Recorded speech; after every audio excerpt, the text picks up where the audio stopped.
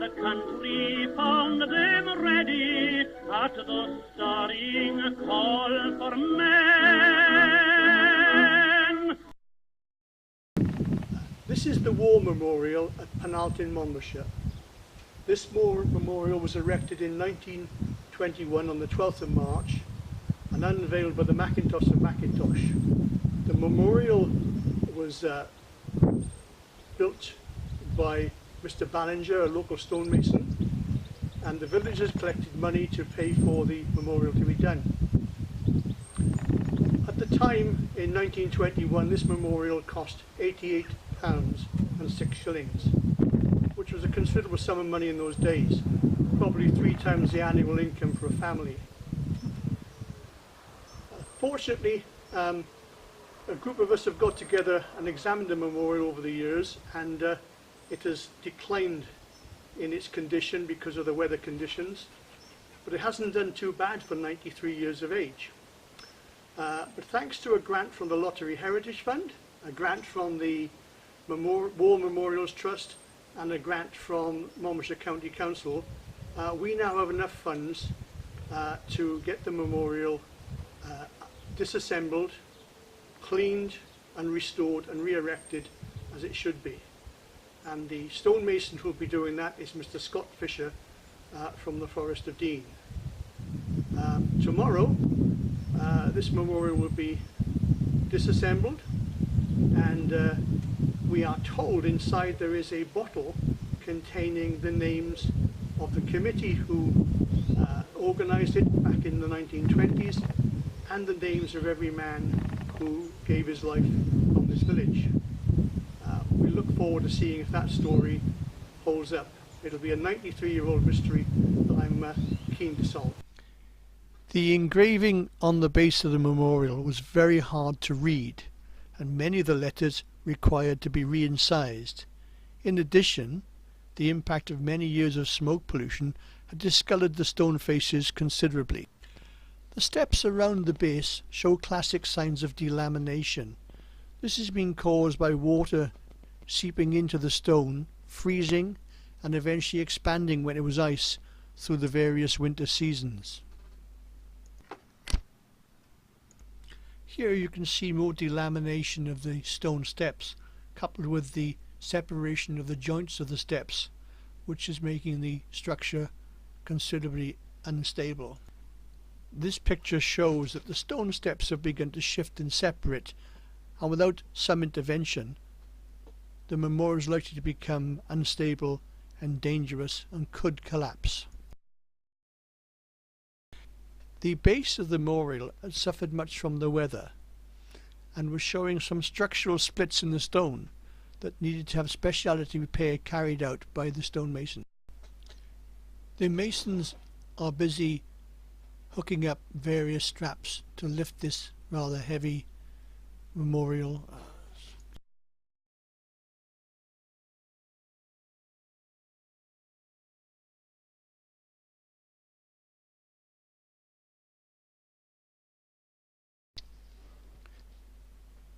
Here the crew can be seen getting ready for the big lift.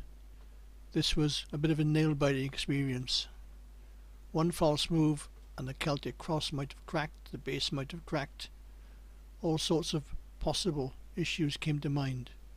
But these were a very experienced crew who knew what they were doing and prepared with great safety and care. And the Celtic cross was eventually separated from its base after 93 years.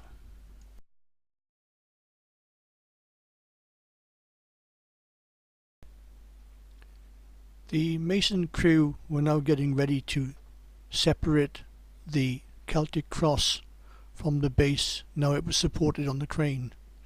At the base of the cross was a metal bar which protruded into the cross and into the base to fix and make it stable.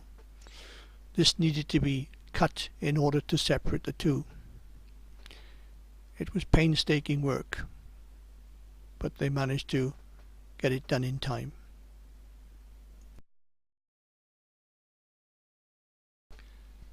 Special cutting tools had been brought in to cut through the pin, It was no easy job.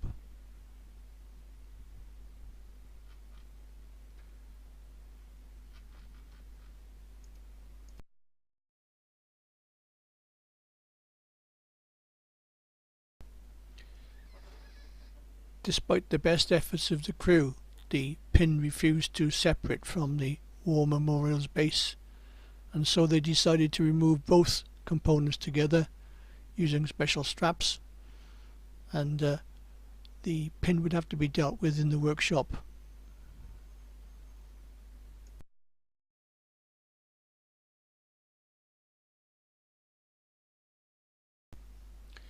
Here the War Memorial is now being lifted off the base, and much relief all round as it is carefully moved backwards onto the grass surrounding the War Memorial.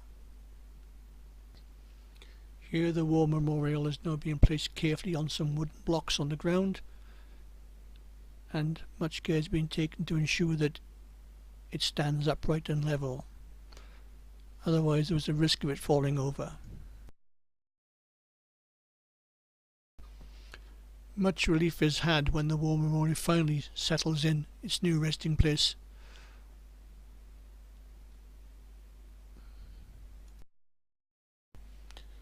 Now the delicate work of breaking up the steps and separating the core of the War Memorial began.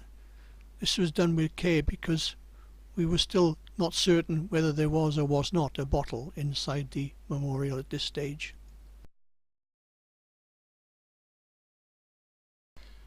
Next issue for the masons was removal of the stone steps in order to get at the central core of the memorial. Here you see the stone steps starting to be removed and the central core exposed. Here the central core had been turned over, and you can see in the middle the newspaper report from 1921 was perfectly accurate. There is a bottle in the memorial. The top had become broken off as we turned it over, but inside there was clearly something that looked like a document of some sort. By now everyone was getting quite excited, and work was stopped while we recorded and photographed the bottle in situ. Much care was going to be needed to get it out whole. Little by little the bottle began to appear out of the massive concrete in which it had been embedded. Everybody was getting really excited by this moment.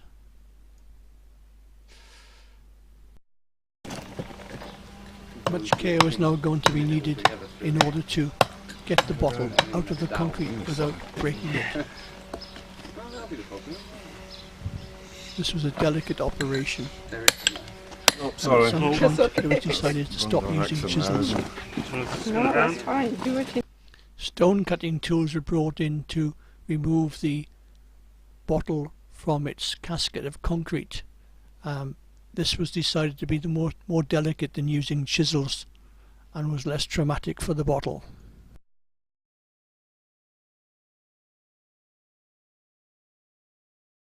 The masons decided it was time to revert back to gentle chiseling to remove the bottle. They were determined to get this bottle out without any breakage. The bottle was finally freed from its resting place. War Memorial, 15th of July 2014. This wonderful crew of guys have finally dismantled the memorial, and here is the bottle that we were told in 1921 was buried in the War Memorial. Thank you ever so much. Here is the bottle once removed from the memorial. Inside you can see a very tantalizing glimpse of a document that survived 93 years, placed there by the Penallt War Memorial Committee for future generations to commemorate the role of the men of Penallt during the Great War. The bottle had been placed in a memorial with a cork fitted and had been placed upside down. This strategy clearly helped to preserve the contents. Also, the people who placed it there and encased it in concrete which aided its survival.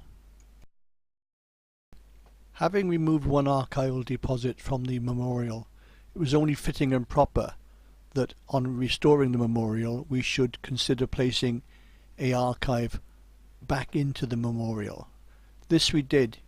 In fact, we used two archival deposits, one which was a builder's drain pipe with capped ends.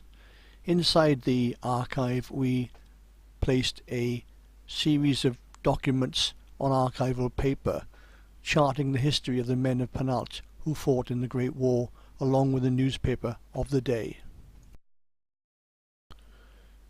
The second archival deposit we did was encased in lead, which is what the Romans did and seemed to work quite well for them. So we have no idea which of these two archival deposits will survive, but the contents are identical.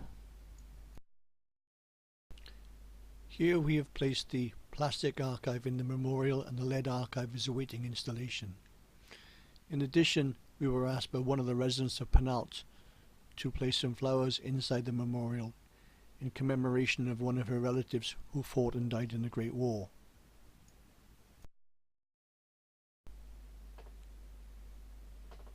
Here is the war memorial in its final moments before it was sealed up. The plastic archive lays underneath the lead archive, the flowers are in place, and the masons are just about to cover everything in a fresh layer of concrete. In around 100 years' time, this war memorial may well need to be refurbished again, and one can only hope that these archives have survived then to provide interest and history to the residents of Penallt. Restoration began. Here the steps have been replaced and the central core is now being rebuilt to include the proposed archival deposits. The archival deposits were made ready for depositing into the central core of the war memorial.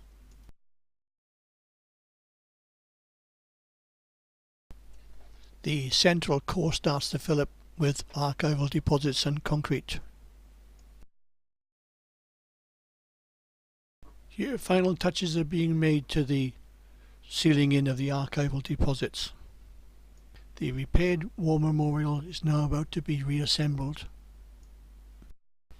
The replacing of the war memorial was a very delicate and sensitive task, and took great skill to centralize it and make sure it was all plumb and level.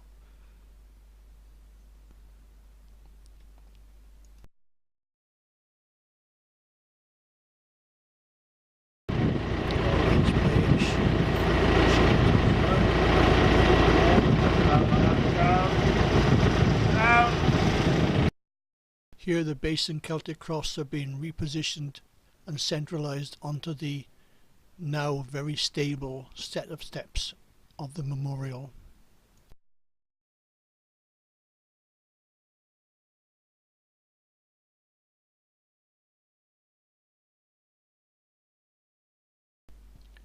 On Saturday the 20th of September 2014, the war memorial at Penallt was rededicated. The service was led by the Reverend Sandra Howells. A considerable number of villagers turned up, and the event was supported by the Royal British Legion and the Royal Naval Association, both of whom had helped fund the project. A number of villagers came to the rededication service. Some of those villagers had ancestors who had served in the Great War and had given the ultimate sacrifice for this country. The refurbishment of the war memorial and the rededication service was organised by John O'Brien from Catbrook and Peter Garwood from Trellick. They invited Mr. Vernon Kimber, one of the oldest residents of Penallt, an author of several books on the village, a man known as the village historian, to come and give a rededication speech at the ceremony.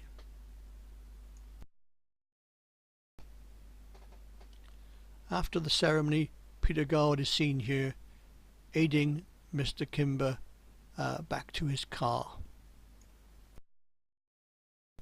Here you can see the base of the war memorial, now very legible and very clear.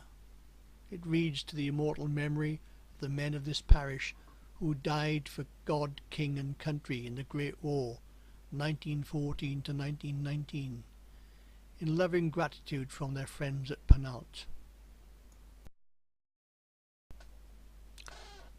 On Friday the 1st of August 2014, the Gwent Archives held a Great War exhibition.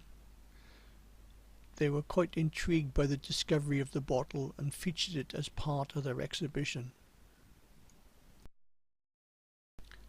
On the 21st of August, we were invited to Gwent Archives to watch Rhiannon Griffiths, the conservator at the archives, remove the paper from the bottle.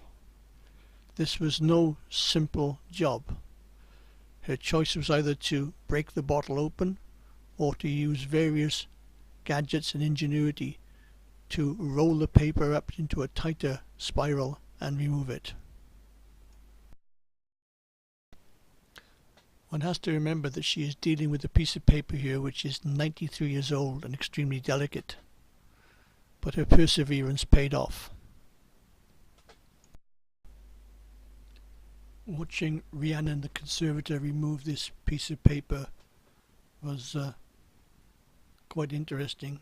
She has the patience of a saint and quite considerable manipulative skills in removing the piece of paper from the bottle.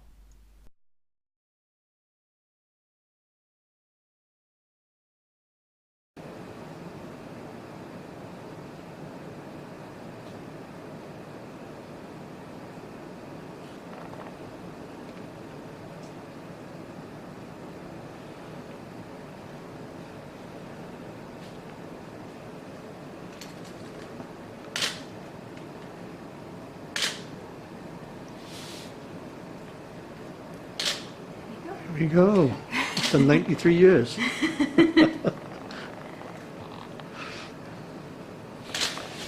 Well done. It's just lined paper. This lined paper is the kind of thing you get out of a notebook. All right.